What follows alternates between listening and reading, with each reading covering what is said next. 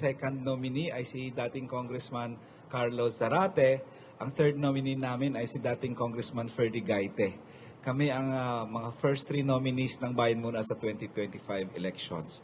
Ang issue na dadalhin ng Bayan Muna sa eleksyong ito, una ay ang pagpababa ng presyo. Lalo na ng gasolin, ng langis, kuryente at tubig. Ang aming panukala ay dapat hanapan ng paraan ng gobyerno gawin niya na bumaba ang presyo ng mga bilihin. Ang isa dyan ang sinasabi ng Bayan Muna, tanggalin na kaya ang VAT sa kuryente, tubig at langis.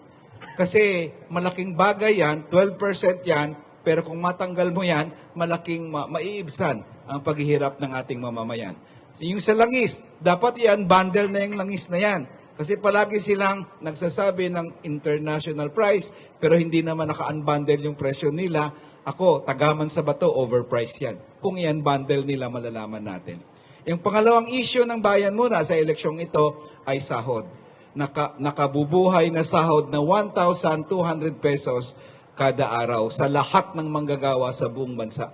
Walang regional wage boards. Lahat ng manggagawa sa buong bansa nakabubuhay na 1,200 pesos kada araw. Yeah. Pangatlo, korupsyon. Alam nyo, ang korupsyon, marami na kaming laban dyan sa Kongreso mula pa ng 2001 nang umupo ang Bayan Muna.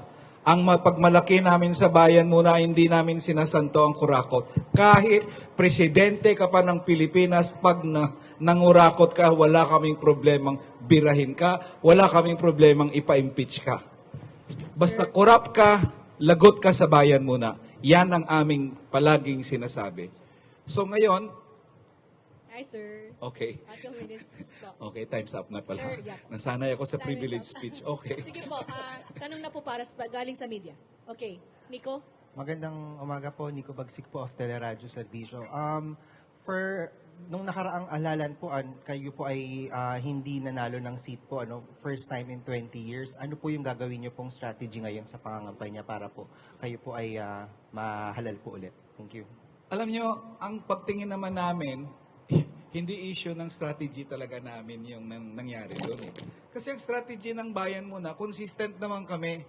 Kami ang partido politikal na ang mga miyembro namin, ordinaryong masa. Pag pumunta ka sa convention namin, yung nagtitinda ng sigarilyo, bandera, manggagawa, magsasaka. Yan talaga ang tingin namin, ang formula para maipanalo, madikit ka sa masa. Ang problema ng eleksyong yon, noong 2022, at syempre even before that, una muna, matinding atake sa amin ng Administrasyong Duterte. Ang tindi ng atake, maraming na red tag, maraming nakasuhan, maraming na mayroon pa ngang EJK. Pangalawa, syempre, naglipa na ang mga dinastiya ng mga party list ng dynasties. Yan talaga, malaking problema yan sa mga party list na galing mismo sa mga ordinaryong mamamayan. Dahil dehado talaga kami kung kumalat ang mga dynasty party lists. And of course, may vote buying na nangyari nung nakalipas na halalan. Siyempre, hindi mo maalis sa amin dahil 1.2 million votes kami noong 2019. By noong 2022, 200,000 na lang. May party list bang natatanggalan ng 1 million votes? Parang hindi naman natakapaniwala yan. 3 ang kongresista namin noong 2019. Noong 2022, 0. Para napaka-imposible na. So talagang kami naniniwala na mayroong electronic fraud. Siyempre, ang problema doon sa Smartmatic, napaka-untransparent, wala ka talagang mahanap na ebidensya. Pero yun ang mga dahilan. So ngayon, ang strategy namin, doble lakas, doble tapang, doble sipag na kampanya ang Bayan Muna. Yan naman ang strategy namin noon, pero ngayon, higit pa na lakasan namin ang pagkampanya dahil napaka-importanteng halalan ang 2025 para sa amin. And I'm sure, kung magawa namin yung formula na yan, kasama pa rin namin ng taong bayan, magtatagumpay kami sa 2025. Okay. Meron pa pong tanong? Sige, go ahead, Ian. Microphone, please. Ira. Hi, sir. Mara Cepeda from the Straits Times. Sir, I've covered the three of you during your time in Congress, so I know that you've been pushing for key advocacies. And yet, in the past couple of days, Bayan Muna and the other key members of the Makabayan Bloc have been drawing flack for your previous support and for former President Rodrigo Duterte, who we know eventually red tag members of the Makabayan Bloc. Sir, how are you responding to this renewed accusations being thrown at Makabayan?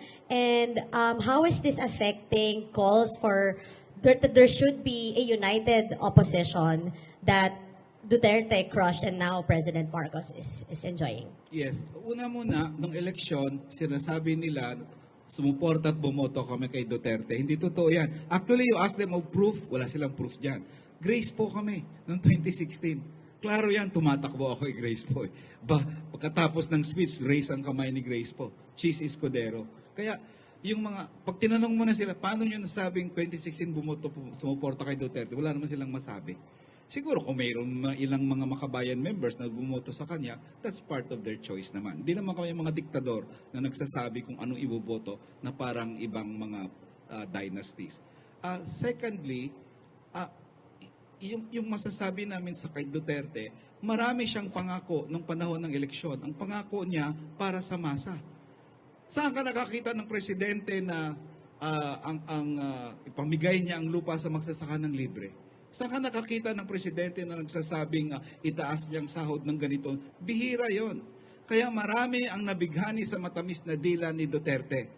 Pero napatunayan ng bayan muna at ng Makabayan na hindi pala seryoso yung kanyang mga pangako.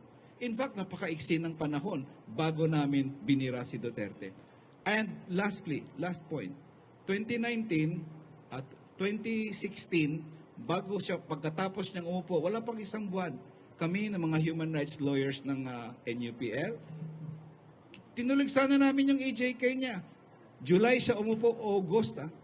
So para sa amin, hindi totoo yung mga sinasabing sumuporta kay Duterte. Medyo black prop lang yan. Pero kami, nagpakita kami sa mahabang track record namin. Minsan majority kami sa presidenteng yon. Minsan minority kami. Pero kahit majority kami dyan, independent kami sa Malacanang, never namin sinusurrender yan. So kung kami ay naging majority sa panahon ni Arroyo, there was a time majority kami. Nung majority rin kami sa panahon ni Aquino, there was a time na nag-majority naman kami doon. Pero nung si Arroyo, majority kami, Hello Garcia, nagkaroon na ng NBNCTE, miwalay kami kasi ganon ka-independent ang bayan muna. Si Aquino, ganon din. Nung siya, majority kami, pero nagmamasapano massacre na, DAP na, pork barrel na, hiwalay kami. Ganon siguro ang track record na i-expect nyo sa amin. Whether we become majority or minority in the House of Representatives, we will always be independent. And we will never allow ourselves to be beholden to whoever sits in Malacanang. Kong Neri, follow-up from me. The opposition remains to be fragmented under President Marcos, who will, bayan muna, if ever you win a seat in Congress, are you open to joining forces with other opposition groups who may not necessarily have the same ideology as you but have identified themselves as opposition forces under President Marcos? Definite yun. Kami naman sa bayan muna, ang pagpalaganap, widen. Problema pag Bisaya ka ang pagpalapad. Yeah. Kami naman sa bayan muna, ang pagpalapad ng oposisyon, isa yan sa major na paniwala namin. So, kung merong mga common issues, lalo na sa issue ng korupsyon, lalo na sa issue ng presyo, lalo na sa human rights, lalo na sa issue ng sahod, wala kaming problemang magkaisa sa sino mang mananalo na oposisyon sa House. At manalo man yan o matalo ang mga miyembro ng oposisyon, basta common ang issue namin sa mga issue ng taong bayan, walang problemang magkaisa dyan para i-ensure na mananalo ang oposisyon sa 2028. Okay. Hello? Ay. Hello po. 38 seconds. Sige po.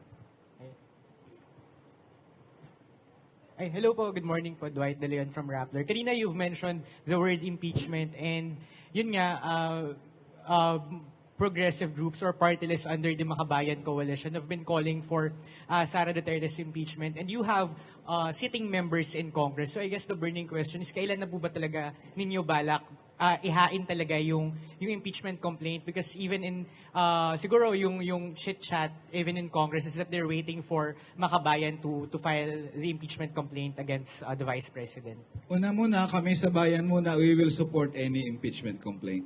Pero prioridad para sa amin, mas importante na mag-file ng complaint ay ang mamamayan, yung mga people's organizations. Ang aming mga kongresista sa Makabayan will of course endorse it.